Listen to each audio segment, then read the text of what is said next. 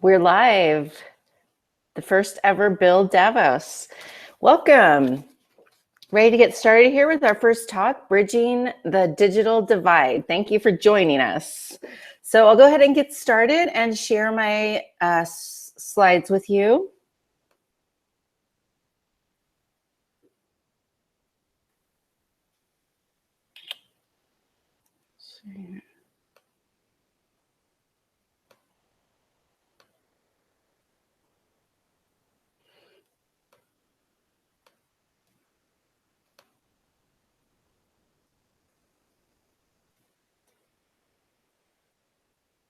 All right.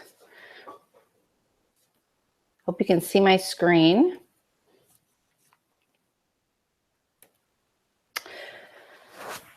"52% of the it's not working, my screen is off.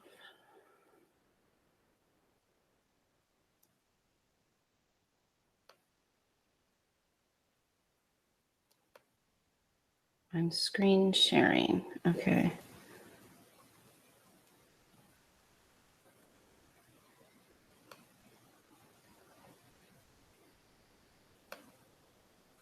All right, having a little bit of trouble because my webcam turned off. So let's try this again. Screen share.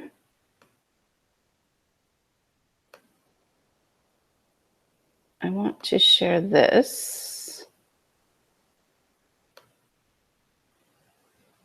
There we go. Okay.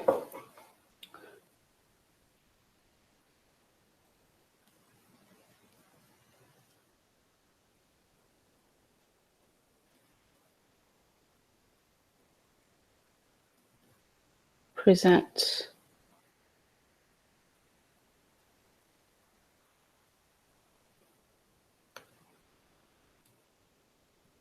Right then.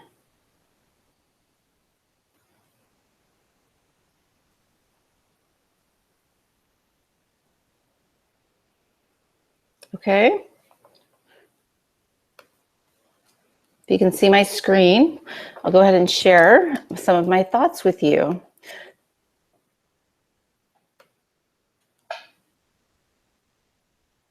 It's not sharing.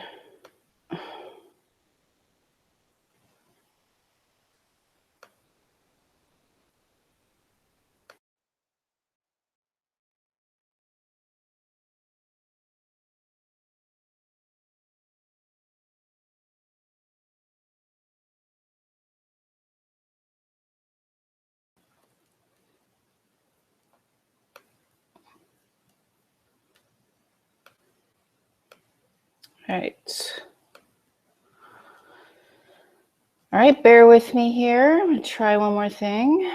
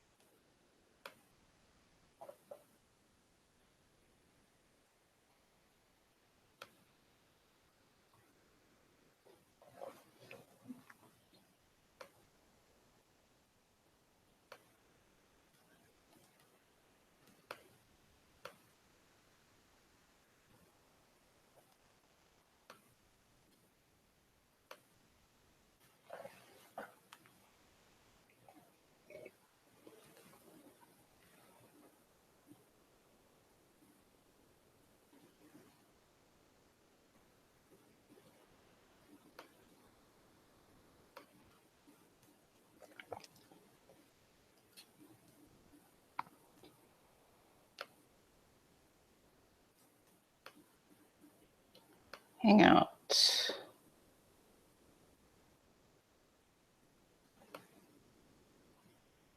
Okay, let's try this again. Everyone, thanks for your patience. We are going to share the application window.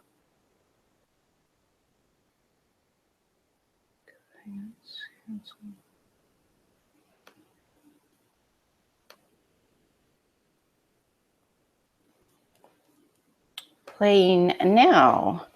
All right then, I'm sharing my window with you. You can see here we're going to talk about bridging the digital divide. 52% of the population is women, and as you know, we're here going on talking about some of the topics affecting the world population. It's a personal dream of mine to attend the World Economic Forum, and often the topics range and discuss the topic of gender equality and equity. Yet only 17% of Davos attendees were women last year. And if you look at some of these stats that I've been able to pull up, you can see that there's a 200 million person gap in internet access between men and women. And only 16% of the top 1% or billionaires are women. If you look at the Fortune 500 CEOs, only 4% of women are women. If you look at the technology workplace, only over the last 5 years, only 17% of those workers are women. And the fact that those workers across the US for women are only paid 77 cents on every dollar are some alarming numbers. So we talk about these things, but I believe we need to take action because it is proven that teams that include both men and women, not just women and not just men, have a 21% greater return on investment. They are more profitable. They are faster, they are smarter, they are more innovative, they are more effective. Those teams are faster, smarter, more creative, more innovative, and more profitable. And some studies have shown in the last year that increasing gender equality in the workplace could have a $4 trillion impact on gross domestic product. Now, this is a topic that I don't personally enjoy talking about too much, but I feel it's important because of the tremendous impact that it would have on the international economic and social forums, because technology reflects the people who make it. So I'm choosing to talk about these topics not because I enjoy it, but because I think it's important, and I think freedom is not something that we should take lightly, and we need to be brave and courageous and talk about these topics in creating a safe space to do that. And that's what I hope to do here today, is start the conversation in a safe space. So I put together a list of some things that we can actually do. We talk about these things, but I'd like to share with you what I believe we can actually do to make a difference in these numbers, because we've been talking about them for several years and we haven't really seen a change in the numbers. So I believe we need to talk about some specific things that we can do to change these numbers, particularly in bridging the digital divide. So I put together a list of top 10 ways to ally for women. I put this talk together specifically for men, since I work with men, but these tips apply to both men and women. So let me tell you a little bit about me and how I got here. I've been working in the Silicon Valley over 15 years. I have been working with specifically the Java development community, which is primarily male. And I'm a director at Oracle. I started at Sun, so I've been working with the Java community for a very long time. And when I first got involved with technology, I was super passionate about it, and I believed that tech was a meritocracy, and I really didn't see gender. I put my head down and I got the job done. But I'm here to tell you that unfortunately, it took me a long time to realize this, but doing your job in tech as a woman gets you absolutely nowhere. It's the bare minimum. You must be exceptional at your job, bring your A game every single day. It's no question the work has to be there. But in order to thrive as a woman in technology, you need to be able to increase your perceptions and your visibility and expand your influence. It takes sponsors, mentors, and allies. And I'm very fortunate that I have had all of these things over the last 15 years. And I love my job. I love Java developers. I love working with men. But when I did first start, I was a little bit oblivious about the way that I was being perceived. And I went from the fact of absolutely no awareness of this fact to embracing the system and looking at how we can get more girls in tech and working in tech coding. But then I started to see it more as a society problem and a problem of maybe some things that I could do to make a difference after I started to be asked by several of my colleagues what they thought they could do to make a difference in the numbers. And increasingly, as they started to get a little bit older, they started to notice as well that they weren't seeing as many women as coworkers, and they definitely wanted to change that.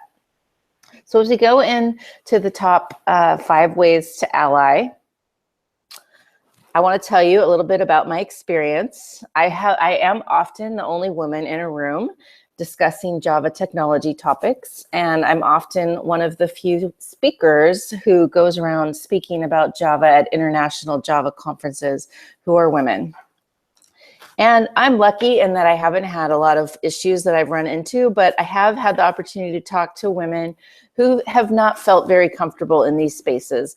And I have had some people suggest that there's something that I can do to make a difference in this space. So that's the goal of my talk today, really to make a difference, to start a conversation, and to give people some tangible actions that they can do. So I've got my 10 tips, and the first tip is think of ally as a verb. So think of it as something that you do, not something that you are. Think of it as some specific actions that you're going to take. That's your first step. It's a mindset. It's a mindset and a mind shift. Be open and listen more than you talk. We talk about this often in communications and in human behavior. The fact that you really need to listen to what people are actually saying. Be simple, be kind, and be direct, and realize that in these types of conversations, we will all make mistakes, and that's okay. The fact that you're trying makes a big difference, and men, particularly white men, it's been behaviorally shown, do not have any adverse effects in talking about the topics of gender and race and sexuality. So the next step is be aware. Assignment distribution is a very real thing. Be aware of housework versus real work.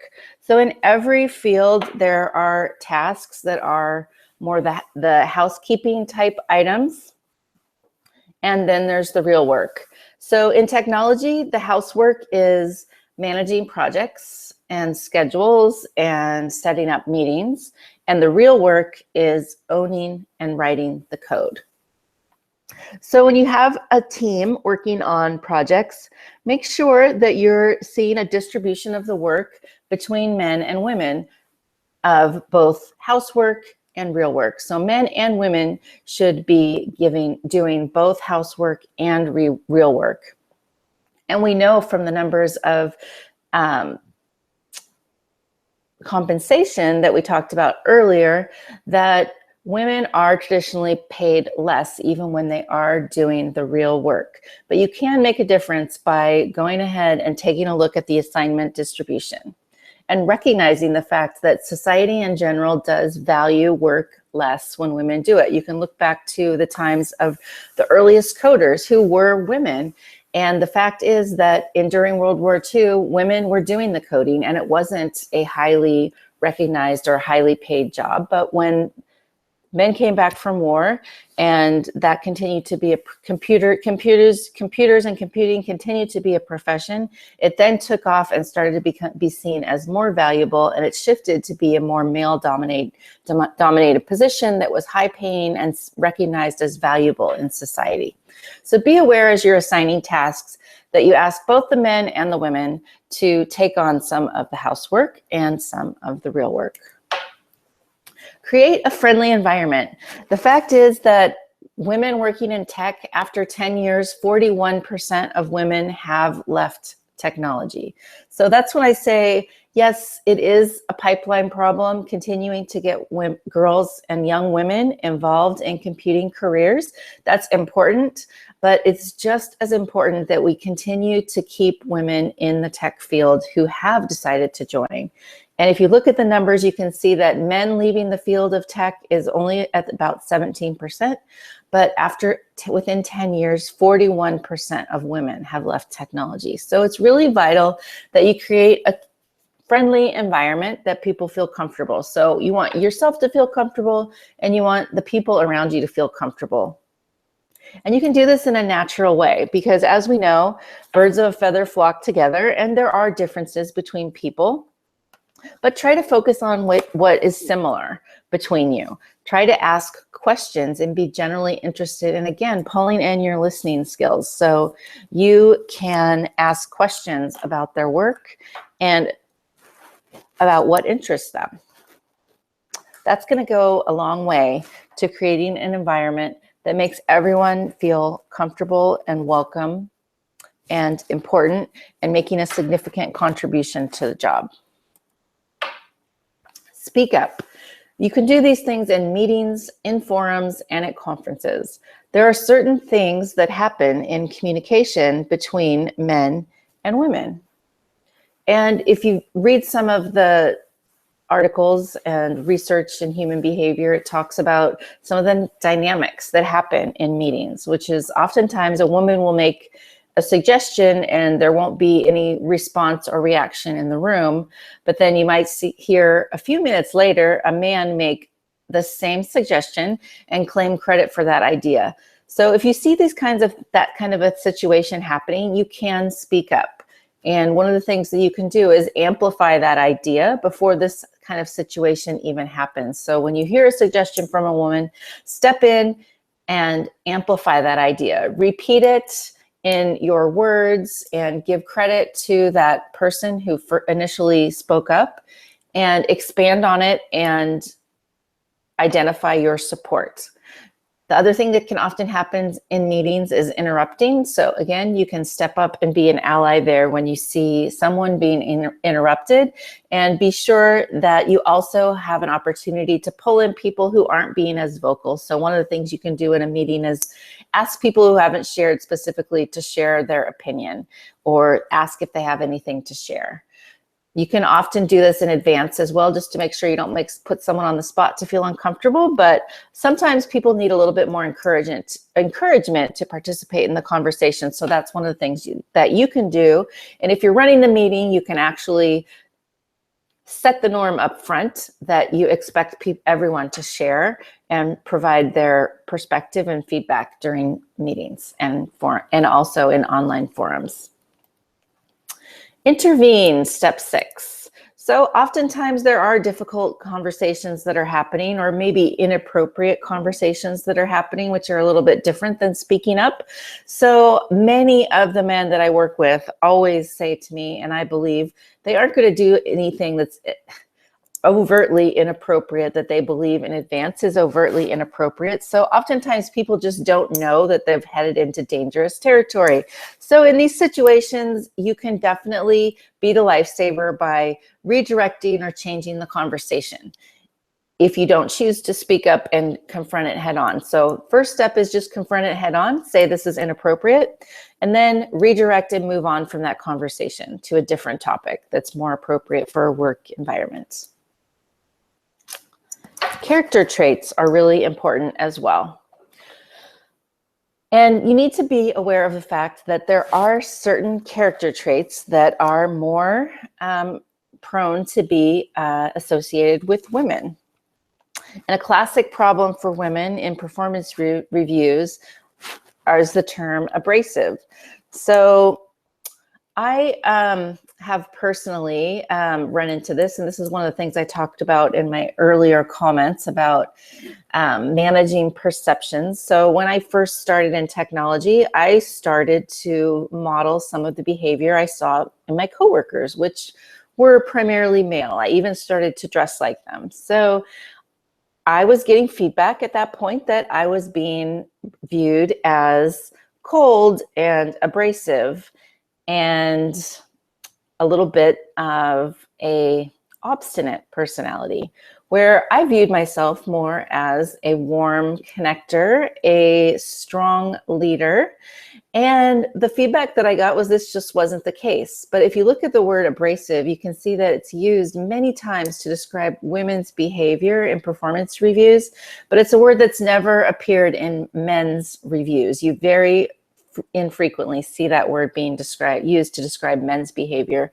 Other words that are used often for women are aggressive and bossy. So just be aware of these character traits and be aware of the fact that it is a difficult balance that women have to walk in the work world, especially in tech. It's a tightrope, really. So you're walking that balance between being too feminine and too masculine. So if you're too feminine, you can't be effective. And if you're too masculine, you can't be likable. So it really is a tightrope. And there's also that phenomenon with women that you need to prove that you can do it. Men are judged on what their potential is, and women are judged and critiqued on what they've done in the past. So there really is this phenomenon with women of having to prove it and then prove it again. And that's something that's human behavior. But if you recognize it and you filter out these character traits and be aware of your perception of people, and as a woman, you be aware of how you can be perceived, those two things working together can make a difference. So number 8, level the playing field. So one of the things that we can do to level the playing field for men and women is to encourage norms that work for both men and women. So in looking at some of the behaviors in the tech workplace, especially in hiring and promotions, I talked about earlier a little bit being hired on potential versus experience. This also comes into play in the fact that there are two very essential traits and norms that are required to advance in technology. And those two things are self-promotion and salary negotiation. You need to be doing both of these things in order to thrive in technology.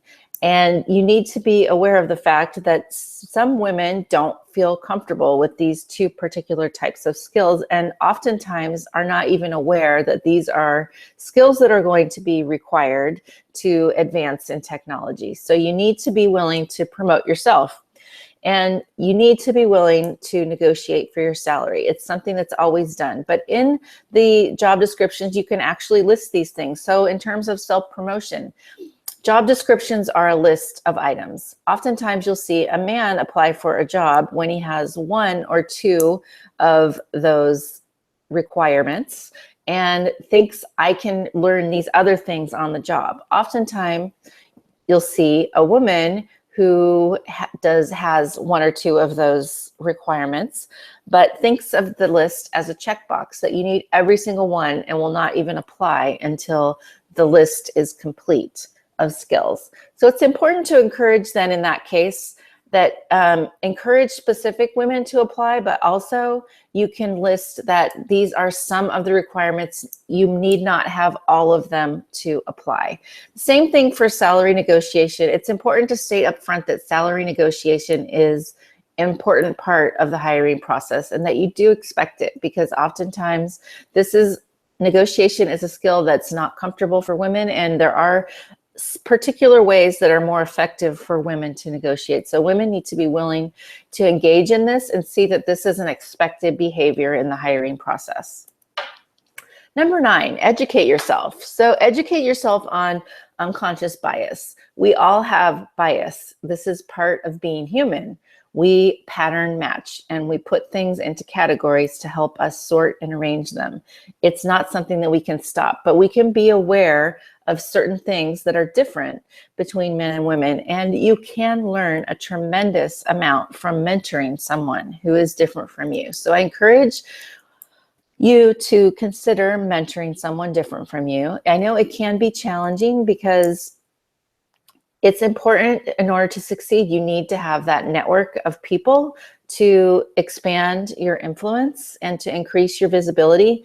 But it's difficult because often some of these things are done in more informal settings where sometimes it can be seen as you wanting to get together with someone who's more similar to you. But if you make a conscious effort to get together and engage in some mentoring activities with someone different from you, you'll be helping to expand your network in terms of diversity, and you'll also be helping to bring in some of those people who are a little bit different from you. And when you mentor someone, focus on skills, not talking about how women need to change, but on focusing on the skills and how feedback and advice on their career. So how can they be effective in their career? Not how they can change, but giving some advice and feedback in navigating their career. Top 10, number 10 in our top 10 ways to allies. Suggest women, support and encourage other women. So as I mentioned earlier, here's an example of me with a bunch of men that I work with who are all great. I love these men. I've been working with them for over 16 years now, many of them. But I often look around and find myself one of the only women. So what can you do if you're one of these men who wants to encourage more women to be involved and really make a difference in the economy and the society and in the technology that's being developed, since we know that this is going to affect the outcome and what we see around us culturally, societally, technologically, financially? Well, you can support and encourage women speakers. So you can follow them on social media. They do exist, although there's been some reports that we don't follow women for that reason, but I don't believe that. Follow and support the women. And actually, if you're invited to speak somewhere, encourage them to personally invite a specific woman. And you can also offer to have a woman be a co-speaker with you, or if you are a frequent speaker, you could actually suggest inviting a particular woman. You can actually talk to some of the women you know and encourage them to speak. Sometimes that's all it takes to just get that over that initial resistance. So I encourage you to support and encourage other women speakers, and think about how you can invite them to be part of the conversation. So we can do this. You're here listening to this talk, and that makes you awesome. But as I mentioned earlier, be aware that yes, you probably will make some mistakes, and you might not always get the credit that you think you deserve for taking on some of these tasks that I raised to ally for women in tech. But you are making a difference. Everything you do will make a difference to one person, and you start with one person, and we can be the change that you wish to see. Focus on what brings us together and what makes us simpler rather than what divides us. Thank you for your time. I'll open it up to a chat and stop sharing. If you want to find out more, you can contact me on Twitter. My Twitter handle is @HeatherVC, and I look forward to hearing some of your feedback.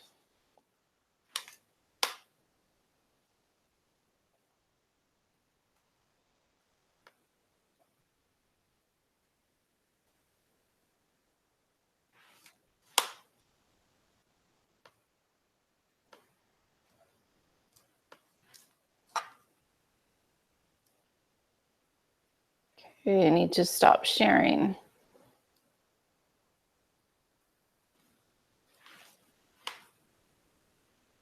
I need to find my mouse.